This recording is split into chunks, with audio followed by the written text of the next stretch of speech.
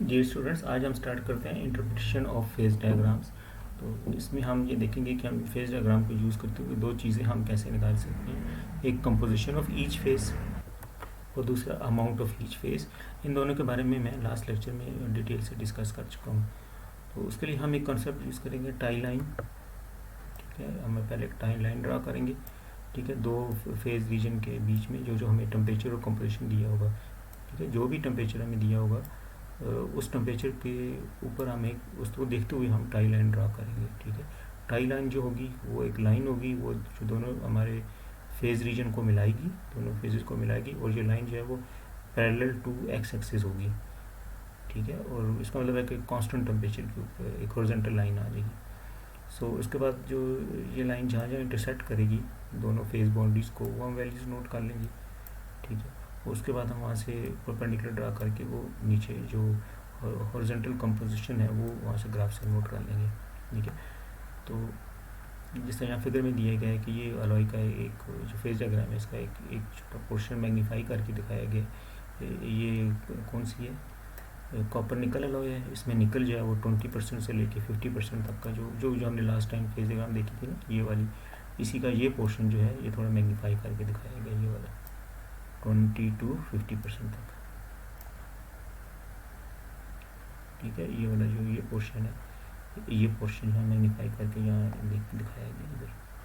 ठीक है, अब इसमें देखें कि अगर वो मैंने जो अलॉय की जो भी प्रॉपर्टीज़ वो कहता है, वो मैंने देखना है कि वो कहता है कि 35% निकल के ऊपर मैं देखना चाह रहा हूँ कि और 35% निकल और 1250 डिग्री सेंटीग्रेड टेम्परेचर। ठीक है, हाँ, क्या गिवन है कि 35% निकल अलॉय है, 35% निकल है और टेम्परेचर कितना है 1250। उस पर आगे जो भी आपने मेजर करना है, पहले हम फेज टाई लाइन ड्रा करेंगे।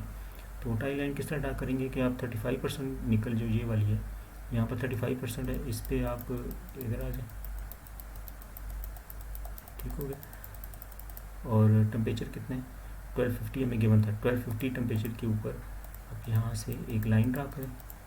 ये जो ब्लू कलर में लाइन नज़र आ रही है, ये 1250 डिग्री सेंटीग्रेड टेम्परेचर के ऊपर ये लाइन होगी इस कांस्टेंट टेम्परेचर के ऊपर। ठीक है, अगर मैं देखूँ तो ये पूरी ये हॉरिजॉन्टल लाइन जाएगी यहाँ तक, इस पर टेम्परेचर कांस्टेंट टेम्परेचर के ऊपर, ये पैरेलल लाइन है एक्स एक्सिस के, ये लाइन ड्रा करें यहाँ। ठीक होगा, तो ये लाइन जो लिक्विडिस लाइन थी, इसको यहाँ कट कर देंगे। ठीक है, इस जगह पर, और सॉलिडिस लाइन को यहाँ कट कर देंगे। ठीक हो गया, ये लाइन कहलाती है टाई लाइन। ये जो टाई मीन ये बेसिकली ये दोनों फेजेस की जो दोनों लाइंस हैं, ये लिक्विडिस और सॉलिडिस लाइन, इनको ये टाई कर रही है, मिला रही है, तो ये टाई लाइन हो गई। ठीक है, और इस पे आप ये करेंगे, आप ये जहाँ इसने यहाँ पे कट किया था तो उसके करस्पॉन्डिंग आप देखिए ये वैल्यू नोट कर दें। ठीक है, इसको हम क्या कहते हैं CL। ठीक है, और इसके करस्पॉन्डिंग ये वाली वैल्यू नोट कर दें। ठीक है, ये क्या हो जाएगा C अल्फ़ा। ठीक है, और ये वो B पॉइंट आ गया। B पॉइंट जो बता रहे हैं कि 35% निकल है और 1250 डिग्री सेंटीग्रेड टेम्परेचर पे, ये पॉइंट आ गया हमारे पास। टाई लाइन को इस पॉइंट में से गुजरना ज़रूरी है। अच्छा, अब ये अगर इसी में से मुझे कहा जाता है, आप ये बताएं कि अगर ये क्वेश्चन है कि 35% निकल है और 1250 डिग्री सेंटीग्रेड टेम्परेचर है, और हमें ये कहा जाता है कि उस पर जो सॉलिड बन गया है उसमें निकल कितने % है और जो लिक्विड है उसमें निकल कितने % है। ठीक हो गया, कि सॉलिड कितने % है और लिक्विड कितने % है। कंपनी की जो सॉलिड बन गया है उसमें निकल कितने % है। ठीक है, तो इसमें मैं फिर रिपीट कर देता हूँ कि ये 35% निकल है और 1250 डिग्री सेंटीग्रेड टेम्परेचर है। उसमें हमने देखना है कि जो सॉलिड बना है उसके अंदर निकल कितने % है और जो लिक्विड है उसमें निकल कितने % है। ठीक हो गया, तो पहले मैं ये टाई लाइन ड्रा कर ली, मैंने ये वैल्यूज़ नोट कर ली, ये ठीक हो गया। और 30 ये तो मैं ये दिए हुए थे ना, ये 1250 दिया हुआ था, उस पर लाइन ड्रा की थी ये वाली। तो ये जो लाइन यहाँ कट करी है इस जगह पर, ठीक है, ये वैल्यू नोट कर लेंगे कितनी है। ठीक है, ये वैल्यू, ठीक है, ये अगर 35 है तो इसको मैं वैसे रफली 32 कह लूँ। ठीक है। और इधर से ये वैल्यू नोट कर लें, ये 40 है 50 है, तो इसको रफली 42 कह लूँ जस्ट टू एस्टिमेट के लिए, ये 42 वैल्यू होगी। इसका मतलब है कि जो इसके ऊपर अभी बी पॉइंट पे जो डेफिनेटली जब आप यहाँ से नीचे आ रहे हैं ना, इस पॉइंट से नीचे आते जा रहे हैं, ये सॉलिड बन रही है अलॉय, ठीक है। तो बी पॉइंट पे पहुँचेंगे तो उसमें जो सॉलिड बन गया होगा, ठीक है, उसके अंदर निकल कितने परसेंट होगा, उसके लिए देखें कि ये टाई लाइन सॉलिड, ये सॉलिड वाला फेज़ है, इसको जहाँ कहाँ काट कर रही है 42% में, ठीक है। इसका मतलब है कि इस पॉइंट के ऊपर जो सॉलिड फेज़ बन गया है उसके अंदर निकल कितनी है 42%, ठीक है। और इस पॉइंट के ऊपर, इसी पॉइंट के ऊपर जो भी लिक्विड, इसी पे भी जो भी लिक्विड है, उसके लिए आप ये देखिए ये लाइन लिक्विड इसको कहाँ कट कर रही है, वो क्या आंसर है, ये 32%, ठीक हो गया। इसको मतलब है कि जब यहाँ से इस टेम्परेचर से आप बी पे पहुँचेंगे तो जितना भी सॉलिड बना है, सॉलिड के अंदर निकल कितनी है, निकल कितनी है, वो यहाँ से हमें देखिए जिधर ये कट कर रही है 42%, ठीक है। और जो भी इसमें लिक्विड रहता है उसमें निकल कितनी है 32%, ठीक हो गया। तो ये बहुत सिंपल है कि आप ये देखना कि जो सॉलिड फेज बना है उसमें कौन से एलिमेंट कितने परसेंट है। जैसे आप टाई लाइन ड्रा करें, वो टाई लाइन जहाँ सॉलिड्स को कट करती है, वो जितनी कंपोजिशन आती है ये एक्स एक्सिस पे, वो डेफिनेटली निकल की कंपोजिशन होगी। तो वो बताता है कि निकल अभी सॉलिड में इतने परसेंट है, क्योंकि ये सॉलिड वाली साइड है। और जो लिक्विड वाली साइड पे है उसमें बताएगा कि लिक्विड में निकल कितने परसेंट है, 32%, ठीक हो गया। जबकि हमने अलॉय कितनी बनानी थी 35 की, तो इससे ऊपर, ये जो इस पॉइंट से ऊपर तो 35 ही होगा, इससे नीचे भी 35 होगा, लेकिन यहाँ पर क्या होगा, अभी निकल ज़्यादा है 42%। वो क्यों ज़्यादा है वो हम लास्ट लेक्चर में डिस्कस कर चुके हैं, क्योंकि निकल का मेल्टिंग पॉइंट ज़्यादा है, तो शुरू में जो सॉलिड बनेगा उसमें निकल ज़्यादा होगी। आस्ते आस्ते जब नीचे आएंगे तो वो निकल कम होती जाएगी। जिस तरह मैं ये पॉइंट ले लूँ, कम टेम्परेचर ले लूँ, पहले कितना था 1250, अब मैं ये टेम्परेचर ले लूँ, ठीक है, लाइक ये टेम्परेचर ले लूँ, जो भी टेम्परेचर है इसके ऊपर मैं देखूँ अगर आप, तो इसमें मैं टाई लाइन ड्रा करूँगा, ठीक है। तो अब वो टाई लाइन सॉरी ये वाला टेम्परेचर, सॉरी टेम्परेचर जो ऊपर वाला लेना था मैंने नीचे ले लिया, ये वाला टेम्परेचर ले लिया यहाँ पर। तो ये जो भी टेम्परेचर आता है ना यहाँ पर, ये 1250 था, तो ये वो 1230 होगा तकरीबन, ठीक हो गया। तो अब 1250 से नीचे 1230 पे जब आए, तो अब मैंने देखना है कि अब जो सॉलिड फेज़ होगा उसमें निकल कितने परसेंट होगी। पहले इस टेम्परेचर पे कितनी थी 42%, तो उसके लिए मैं अब यहाँ पे टाई लाइन ड्रा करूँगा, ठीक है। हम टाई लाइन ड्रा करते हैं, उसके लिए ये इस पे हॉरिजॉन्टल एक लाइन ड्रा करें। ये जो टाई लाइन का इस पॉइंट से गुजरना ज़रूरी होता है, जो आप पॉइंट आप मेंशन है इस पे ये ड्रा किया, हॉरिजॉन्टल लाइन, जस्ट एक हॉरिजॉन्टल लाइन ये इधर, ठीक है। अब ये जो टाई लाइन है ये ग्रीन कलर में,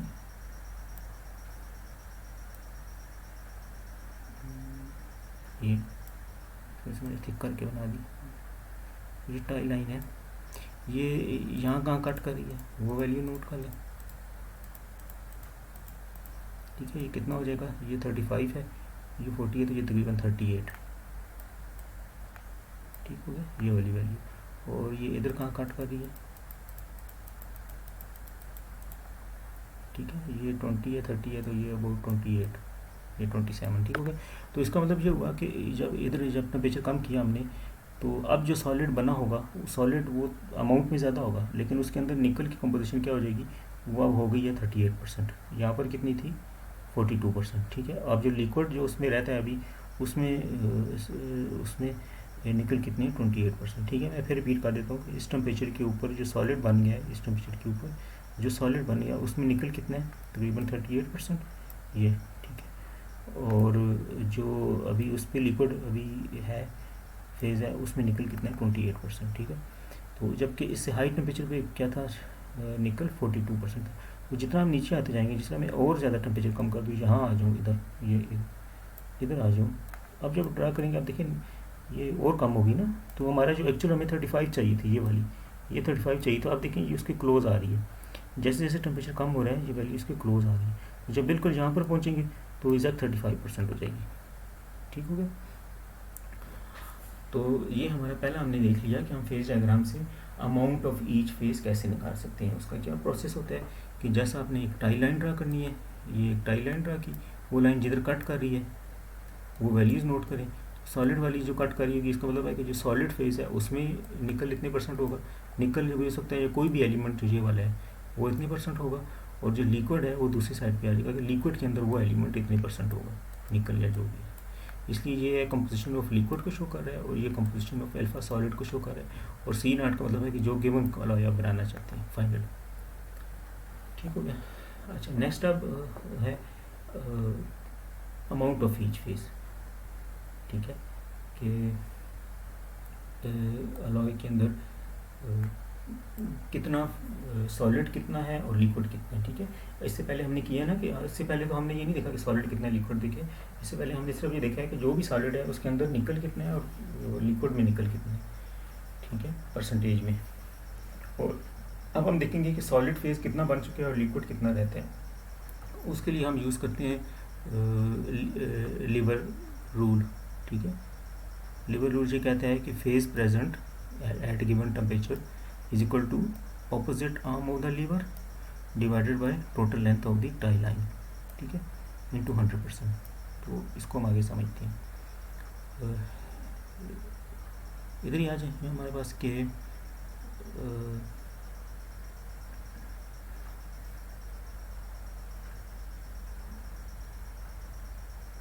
जैसे ये एग्जांपल ले लें वही कि हमारे पास 35% निकल है और टेम्परेचर 1250 है। ठीक है, कॉपर निकल अलॉय है, निकल कितना है 35% और टेम्परेचर कितना है 1250। ठीक हो गया, तो उस पर ये पॉइंट बी कर लिया और बी पे हमने टाई लाइन ड्रा कर ली। ठीक है, ये टाई लाइन आ गई बी की। अब हम देखना ये चाह रहे हैं कि इस पॉइंट बी पे कि ये जो था 1250 डिग्री सेंटीग्रेड टेम्परेचर है, इस पे कितने % सॉलिड बन चुका होगा। ठीक है, मीन कि जो यहाँ पे इस पॉइंट से ऊपर ना इससे ऊपर सारा क्या था, लिक्विड था। ठीक हो गया, और जब मैं इसको यहाँ पे हमने देखा था सॉलिडिफिकेशन स्टार्ट हो गई थी, तो जहाँ से जब टेम्परेचर कम होते होते यहाँ पहुँचा बी पॉइंट पे, तो कितना उसके अंदर लिक्विड में से कितने % सॉलिड बन चुके हैं। ठीक है, और डेफिनेटली जब अगर ये मैं यहाँ पे ले लूँगा तो सॉलिड ज़्यादा हो जाएगा, यहाँ ले लेंगे और ज़्यादा होगा, ये हम लास्ट क्लास में डिस्कस कर चुके हैं। और यहाँ पे सारा सॉलिड होगा, लिक्विड ज़ीरो। जितना ऊपर से नीचे आते जाते हैं ग्राफ में, लिक्विड फेज कम होता जाता है, सॉलिड बढ़ता जाता है। तो हम रेंडमली हम बी पॉइंट ले लें इस टेम्परेचर के ऊपर, इसमें हम बता सकते हैं कि कितने % अभी उस पूरी अलॉय में, मीन कि ये अगर अलॉय है तो उसमें कितने % अभी अंदर सॉलिड बन चुका होगा, वो हम बता सकते हैं। तो उसके लिए हमने टाई लाइन ड्रा की। ये टाई लाइन जहाँ जहाँ कट कर रही है, ये सी अल्फ़ा हो गया, ये सी नॉट हो गया, ये क्या हो गया सी एल। अब इसमें मैं इस पॉइंट से और ये जो पॉइंट है इसकी ये लेंथ निकाल लें, ये वाली, ये लेंथ निकाल लें, ये वाली।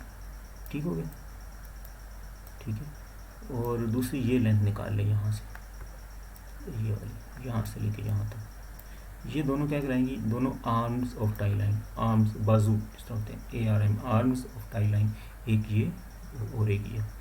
तो अगर मैंने देखें सॉलिड फेज देखना है, अगर मैंने देखना है कि कितना सॉलिड फेज उसके अंदर बन चुका है एट दिस टेम्परेचर, तो ये मैं इसका ये रिलेशन होता है कि और लेंथ ऑफ ऑपोजिट आर्म कौन सी होगी। अगर ये सॉलिड फेज देखें इस तरफ है, सॉलिड फेज ये वाला है ना, ये वाला, इसके साथ कौन सी आर्म आ रही है, ये वाली, इसके साथ ये वाली आर्म आ रही है। तो आपने ये आर्म नहीं लेनी। ठीक है, कौन सी लेनी है, length of opposite arm. Mean कि अगर आपने सॉलिड फेज देखना है तो उसके लिए लेंथ ऑफ ऑपोजिट आर्म वो ये वाली है, ये वाली, यहाँ से लेके यहाँ तक, उसको यहाँ हम ये नाम दे रहे हैं आर। ठीक है, ये लेंथ कितनी है आर, यहाँ से ये वाला, ये आर है, नीचे लिखा हुआ है। ठीक हो गया, लेंथ ऑफ। तो लीवर रूल ये कहते हैं कि जो भी फेज देखना है आपने उस फेज की opposite arm divided by total length of tie line की टोटल लेंथ क्या है, वो यहाँ से लेके यहाँ तक, वो ये पूरी है, ये वाली, ये सारी लेंथ ऑफ टाई लाइन है, यहाँ से लेके यहाँ तक। ये कंपोजिशन के नीचे से देखते हैं, यहाँ इधर से इधर तक ये। ठीक है, वो हम क्या निकालेंगे कि ये वाली कंपोजिशन, ये जो भी आंसर आता है, अगर ये 43 है और ये वाला 32 है, तो 43 - 32 ये लेंथ आ जाएगी। तो ये क्या कहेगी, लेंथ ऑफ टाई लाइन। ठीक हो गया, और ये वाली आर्म लेंथ किस तरह निकालेंगे, ये कंपोजिशन, ये वाली C0 - CL, ये आर आ जाएगा। ठीक हो गया, और ये वाली आर्म है एस आर्म, ये वाली, ये आ जाएगी C alpha minus C naught, ये इसकी लेंथ आ जाएगी। ये सी अल्फ़ा सी नॉट ये कंपोजिशन है ना, हम ग्राफ से रीड कर लेंगे यहाँ से, जस्ट उनको माइनस कर लें। और लेंथ ऑफ टाई लाइन वो मैं बता चुका हूँ, C alpha minus C L, वो ये आ जाएगी पूरी। तो फिर अगर मैंने अल्फ़ा फेज़ देखना है इसके अंदर सॉलिड फेज़, तो वो बन जाएगा R length of opposite arm divided by total length of tie line, जो कि इक्वल है आर प्लस एस। ठीक है, तो वो ये रिलेशन हमारे पास आ जाएगा। ठीक है, ये बता रहा है weight percent of alpha is equal to R over R plus S. ठीक है, ये रेशो में है, अगर इसको 100 से मल्टीप्लाई कर दें तो वो परसेंट में आ जाएगा। ठीक हो गया। अब इसी तरीके से अगर आपने देखना है कि इस पर लिक्विड कितने परसेंट है, तो लिक्विड के लिए उसके लिए ये वाली आर्म आ जाएगी। लिक्विड इस तरफ है ना, अगर आप देखें बी पॉइंट से लिक्विड इस लेफ्ट साइड पर है, ये सारा लिक्विड है लेफ्ट साइड पे, बी से लेफ्ट साइड पे लिक्विड है, तो आपने इसकी ऑपोजिट आर्म देनी है राइट साइड वाली, सॉलिड वाली साइड। जब आप लिक्विड फेज निकाल रहे हैं तो आर्म वो लेनी है जो सॉलिड वाली साइड पे थी, क्योंकि फॉर्मूले में क्या है, लेंथ ऑफ ऑपोजिट आर्म, वो क्यों है वो भी हम देखते हैं। और जिस तरह हमने अभी सॉलिड देखा था ना, सॉलिड फेज निकालने के लिए हमने सॉलिड वाली आर्म नहीं ली थी, उसके ऑपोजिट लिक्विड वाली साइड वाली आर्म ली थी। तो लिक्विड फेज निकालने के लिए फिर हम सॉलिड वाली साइड वाली आर्म लेंगे, वो ये वाली है एस, और total length of tie line कितनी है आर प्लस एस, तो ये बन जाएगा। ठीक है, तो ये लीवर रूल है जिसका हमने यहाँ डिफाइन किया था कि फेज प्रेजेंट, कोई भी फेज अगर is equal to opposite arm of lever divided by total length of tie line. ठीक है, ये आपको ऑपोजिट आर्म का कॉन्सेप्ट अभी आपको समझ आ गया होगा कि ऑपोजिट आर्म का मतलब यह है कि अगर आप सॉलिड ले रहे हैं तो उसके ऑपोजिट लिक्विड वाली आर्म लेनी है। अगर आप देख रहे हैं कि सॉलिड फेज को निकालना चाहते हैं कितने परसेंट है, तो आप उसके ऑपोजिट लिक्विड वाली आर्म लेंथ लेंगे, और अगर लिक्विड फेज देखना चाहते हैं तो सॉलिड वाली आर्म लेंथ लेंगे। ठीक है, इसकी ये एग्जांपल है, यहाँ पर देख लें कि वो कहता है कि 40% निकल है और टेम्परेचर जो है वो ये 1270 है, तो 1270 तकरीबन यहाँ पर है। तो यहाँ पर हम इधर आ जाएं, ये टाई लाइन ड्रा करें। ठीक है, ये पॉइंट है हमारे पास 40% निकल और 1270 टेम्परेचर। ठीक है, तो इस पर हम ये करेंगे, ये वैल्यूज़ नोट कर लें। ये वैल्यू ये 50 है, ये दी हुई है, तो ये यहाँ कट कर है, ये वैल्यू नोट करें, ये वाली ये 37 है, ये भी दी हुई है। ठीक है, तो अगर मैं देखता हूँ सॉलिड कितने परसेंट है, तो solid is equal to opposite arm. Opposite arm कौन सी हो जाएगी, वो ये वाली ये आ जाएगी 40, ये 40 है, ये 37 है, 40 माइनस 37। ठीक है, ये यहाँ दिया होगा 40 माइनस 37, ये 40 minus 37 divided by length of tie line 50 minus 37, वही होगी इंटू 100%। ये कौन सा आ जाएगा, परसेंटेज अल्फा। इस तरीके से अगर परसेंटेज लिक्विड इसमें निकालनी है तो वो ऑपोजिट आर्म फिर ये वाली ले लेंगे, ये वाली ऑपोजिट आर्म आ जाएगी, ये वाली। ठीक है, तो ये क्या बनेगी 50 माइनस 40। ठीक है, 50 माइनस 40 ये over 50 minus 37 length of tie line, तो ये आ जाएगा 70। तो देखिए 77% लिक्विड और 23% सॉलिड, उनको ऐड करें तो 100% आ जाएगा। ठीक हो गया। तो इसका मतलब है कि टाई लाइन से आप लीवर रूल को यूज़ करते हुए आप बता सकते हैं अमाउंट ऑफ ईच फेस। ठीक है, अब हम देखते हैं कि इसमें लेंथ ऑफ ऑपोजिट आर्म क्यों लेते हैं। ठीक है, उसके लिए हम ये देखें कि अगर ये मेरे पास ये था कि ये बी पॉइंट अभी हमने लिया था, बी पॉइंट पे देखें कि ये लेंथ ऑफ टाई लाइन है, ये टाई लाइन ब्लू कलर में है, तो इसमें सॉलिड वाली साइड पे आर्म लेंथ ज़्यादा है और लिक्विड वाली साइड पे आर्म लेंथ कम है। ठीक हो गया। और अगर मैं यहाँ पर एक पॉइंट ले लूँ, सपोज कर लें एक पॉइंट यहाँ ले लूँ सी, अब इस पे टेम्परेचर कम है ना, लो टेम्परेचर के ऊपर है, लो टेम्परेचर के ऊपर है, तो आपको आइडिया होगा कि इस पर सॉलिड अब ज़्यादा हो गया होगा पहले से। तो अब यहाँ पर टाई लाइन ड्रा करें। ठीक है, यहाँ पर अगर मैं टाई लाइन ड्रा करूँ तो वो जो बन जाएगी जो इसमें से पास करेगी इस पॉइंट में से, जो इस पर मैंने टाई लाइन ड्रा कर ली है, ये टाई लाइन आ गई। ठीक होगी। अब इसमें देखें, अगर आप गौर से देखें तो ये जो आर्म लेंथ है ये कम हो गई है, ये आर्म लेंथ ये कम हो गई है और दूसरी वाली बढ़ गई है। अच्छा, अगर आप और नीचे जाएं तो ये लेंथ और कम हो जाएगी और दूसरी वाली और ज़्यादा बढ़ जाएगी। इसका मतलब जितना आप टेम्परेचर कम होता जा रहा है, ये अल्फ़ा वाली सॉलिड वाली आर्म लेंथ क्या होती जाएगी, कम होती जा रही है, और लिक्विड वाली आर्म लेंथ बढ़ती जा रही है। और अगर आप अमाउंट देखें तो सॉलिड फेज ज़्यादा होता जाता है नीचे, क्योंकि टेम्परेचर कम हो रहा है, सॉलिड ज़्यादा होगा और लिक्विड कम होता जाता है। तो इट मीन्स कि जैसे टेम्परेचर कम होता है सॉलिड ज़्यादा हो रहा है, लेकिन सॉलिड वाली आर्म लेंथ कम हो रही है और लिक्विड वाली आर्म लेंथ बढ़ रही है। इसका मतलब है कि फिर हम जब लीवर रूल लगाएंगे तो उसमें ऑपोजिट आर्म लेते हैं, क्योंकि अगर जो फेज़ ले रहे हैं उसके ऑपोजिट आर्म की लेंथ जो फेज़ ले रहे हैं उस फेज़ के बढ़ने से उसकी ऑपोजिट आर्म लेंथ बढ़ती है, उसी रेशियो से बढ़ती है, इसलिए जो है वो ऑपोजिट आर्म लेंथ यहाँ लेते हैं, वो वाली आर्म लेंथ नहीं लेते हैं। ठीक हो गया। तो ये हमारा, उसके बाद ये जो हमने कैलकुलेशन की है ये वेट परसेंट के हिसाब से हैं, क्योंकि इधर ये वेट परसेंट दिया हुआ है ना, यहाँ पर वेट परसेंट है, तो जो हमारे आएंगी वो वेट परसेंट आएंगी कि इतने वेट परसेंट सॉलिड है, इतने वेट परसेंट लिक्विड है, इतने वेट परसेंट निकल है, इतने वेट परसेंट कॉपर है, इस तरह। तो अब इन्हीं वेट परसेंट को हम वॉल्यूम परसेंट में भी कन्वर्ट कर सकते हैं, क्योंकि जब हम कुछ फेजेस इस तरह देखते हैं कि उसमें हमें वॉल्यूम चाहिए होता है वेट की बजाय। ठीक है, वेट का मतलब ये होता है ना कि उसमें इतने वेट परसेंट सॉलिड है या इतने वेट है, तो उसके बजाय हमें वॉल्यूम चाहिए होता है कि वॉल्यूम कितना है, और वेट और वॉल्यूम का ज़ाहिर है फिर वो डेंसिटी से हम कंपेयर कर सकते हैं। तो वॉल्यूम परसेंटेज क्या बनेगी कि volume of solid divided by total volume of, ये बेसिकली होता है कोई भी दो फेजेस के लिए, चाहे लिक्विड है या दोनों सॉलिड फेज भी हैं, समटाइम दो सॉलिड फेज भी हो जाते हैं अलॉय में। तो उसके लिए ये है कि अगर दो सॉलिड फेज हैं तो उनमें एक फेज के वॉल्यूम परसेंट कितने हैं दूसरे के कंपैरेटिवली, एक अगर 10% है दूसरा 90% हो जाएगा, एक 40 है दूसरा 60 हो जाएगा। ठीक हो गया। तो अब बेसिकली हमारे पास फेज डायग्राम जो होती है वो तो वेट परसेंट होती है, तो हम वेट परसेंट से वॉल्यूम परसेंट किस तरह कन्वर्ट कर सकते हैं, उसके लिए ये रिलेशन है कि जब आप जो वेट है, वेट परसेंट ये हो जाएगा, वेट परसेंट हमारे पास बनेगा W वेट ऑफ अल्फा, अगर मैंने अल्फा का वेट परसेंट निकालना है तो weight of alpha divided by total weight of alloy, उसी को मैं डेंसिटी से ऊपर नीचे डिवाइड कर लूँ तो वो वेट और डेंसिटी ये वॉल्यूम बन जाएगा, तो वो वॉल्यूम परसेंट में आंसर आ जाएगा। इस तरीके से वॉल्यूम से वेट में जाने के लिए ये रिलेशन है। अच्छा, तो ये हमने बेसिक दो आज देख ली, अलॉय की इंटरप्रिटेशन में दो चीज़ें देख ली, अमाउंट ऑफ ईच फेज और कंपोजिशन ऑफ ईच फेज। तो अगले लेक्चर में हम लोग देखेंगे equilibrium solidification and non equilibrium solidification.